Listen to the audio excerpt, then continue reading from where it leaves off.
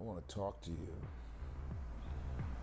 about the center, your center, your purpose. One question that I always ask myself, even I would always ask myself, is your purpose. What's your purpose for living? Do you know your purpose? What you're created to do? Do you know what that is? A lot of people live their entire lives not knowing, entire lifetime not being happy because they feel as though they're not fulfilling their purpose. One time in my life I felt that. What was my purpose?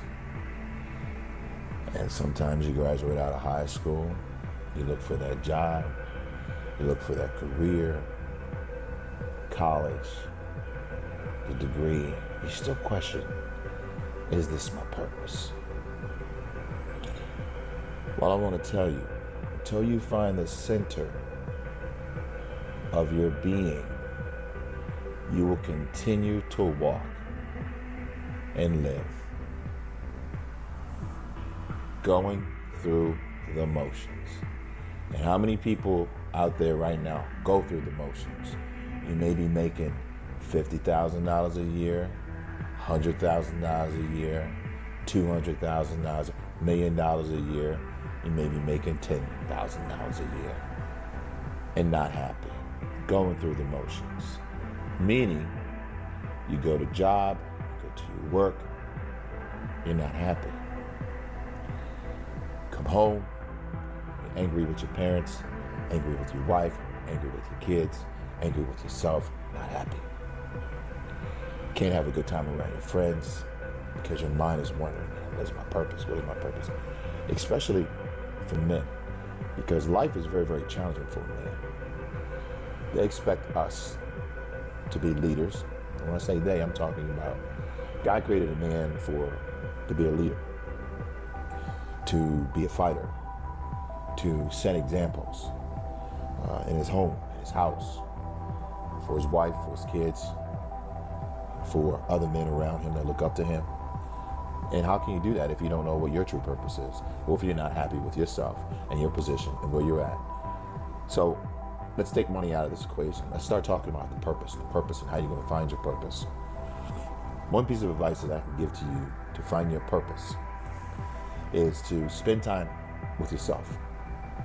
Spend time away from distractions, away from people who distract you, who take your time away from you. Now, when you talk about taking time away from you, I'm talking about taking time away from the things that you may enjoy. You may used to write, you don't do it anymore. You may used to sing, you don't do it anymore. You may used to read books and you don't do it anymore. You may, whatever your hobby is, try to get that back into your life. That's one part of your purpose, because you have this gift that you're not exercising, that you used to exercise, and you decided not to do that. That's one way of getting back into the groove of who you are, what you're created to do. Second thing is, the more time you spend alone with yourself, the more time that you will be able to understand who you are. When I mean understand who you are, I'm talking about without any outside interference, without any friends, without any peer pressure of wanting to be like someone else. The more time you spend alone, you're going to figure out, okay, what your purpose is. And I say that because of this. God will talk to you. You start seeking in those moments of not having any outside distractions. What happens is things become clear. Clarity sets in.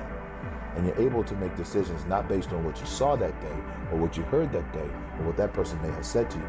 You're able to make decisions based on how you feel internally. Okay? So number one, we have time alone. Number two, spending time alone will clear your subconscious mind up so you can make your own decisions based on how you feel. Okay?